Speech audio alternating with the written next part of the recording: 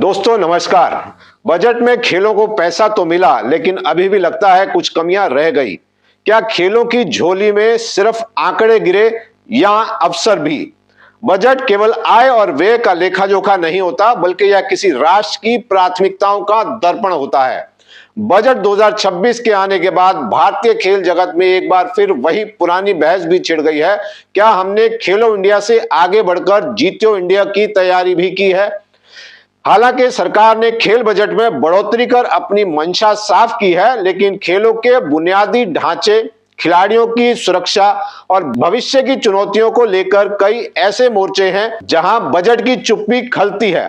आइए विश्लेषण करते हैं उन 7 प्रमुख बिंदुओं का जो इस बारे में बजट का हिस्सा होने चाहिए थे, लेकिन एक बार फिर वेटिंग लिस्ट में ही रह गए। यहां वे मुख्य बिंदु दिए गए हैं जो शायद बजट में होने चाहिए थे लेकिन नहीं हुए। सबसे पहला है खेलों को उद्योग का दर्जा देना। यदा कदा यह मांग उठती रही है कि यदि खेलों को उद्योग का दर्जा मिल जाता है तो निजी कंपनियों के लिए निवेश करना आसान होता, ऋण सस्ते मिलते और बुनियादी ढांचे को विकसित करने में टैक्स का लाभ भी मिलता। इससे खेल केवल सरकारी मदद पर निर्भर ना रहकर कॉर्पोरेट फंडिंग से भी आगे बढ़ते।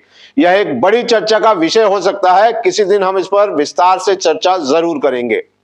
दूसरा है जमीनी स्तर पर रख रखाव। हम खेलो इंडिया के तहत नए स्टेडियम तो बना देंगे, लेकिन पुराने बुनियादी ढांचे की स्थिति खराब हो जाती है।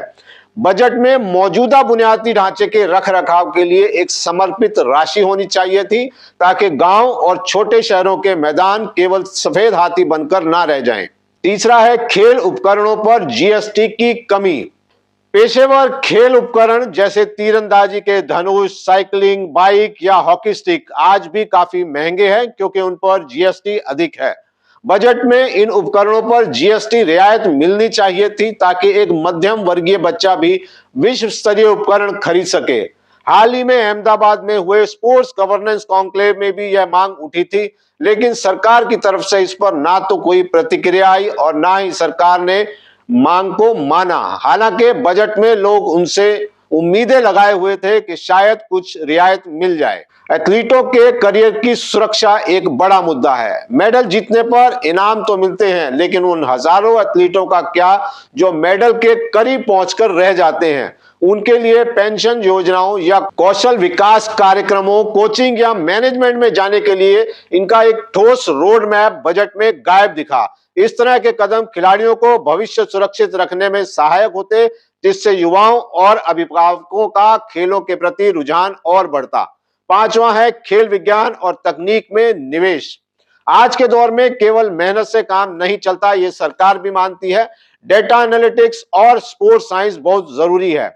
हर राज्य में समर्पित स्पोर्ट्स साइंस सेंटर के लिए अलग से फंडिंग होनी चाहिए थी, ताकि हमारे एथलीटों की चोटों को रोका जा सके और उनके प्रदर्शन को वैज्ञानिक तरीके से सुधारा जा सके।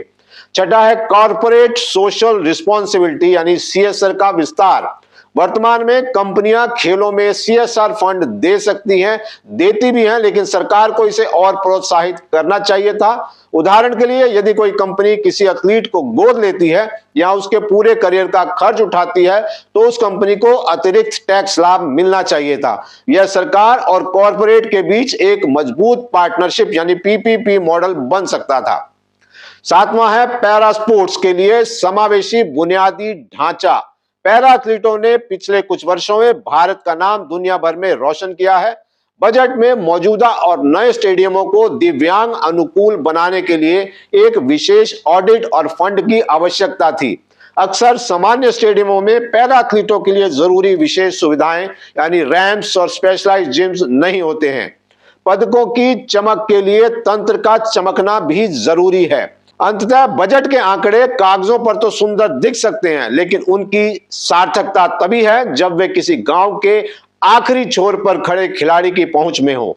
खेलों को केवल मेडल जीतने के प्रोजेक्ट के रूप में देखने के बजाय इसे एक सुव्यवस्थित इकोसिस्टम के रूप में विकसित करना समय की मांग है। जब तक हम जीएसटी की रियायत, इंफ्रास्ट्रक्चर का रखरखाव और रिटायरमेंट के बाद खिलाड़ियों की सुरक्षा जैसे जमीनी मुद्दों को बजट की प्राथमिकता नहीं बनाएंगे, तब तक हम एक स्पोर्टिंग नेशन बनने की दिशा में केवल आधे अधूरे कदम ही बढ़ा पाएंगे। उम्मीद है कि सरकार भविष्य में इन सुझावों को केवल मांग नहीं बल्कि भारत को खेल महाशक्ति बनाने का ब्लूप्रिंट की तरह देखेगी। तो दोस्तों, वीडियो अगर आपको पसंद आई हो तो लाइक जरूर कीजिएगा, चैनल सब्सक्राइब जरूर कीजिएगा, फॉलो जरूर कीजिएगा और हमेशा की तरह वीडियो जो है वो शेयर करते रहिए। अगली वीडियो तक के लिए मुझे इजाजत दीजिए। बहुत बहुत शुक्रिया।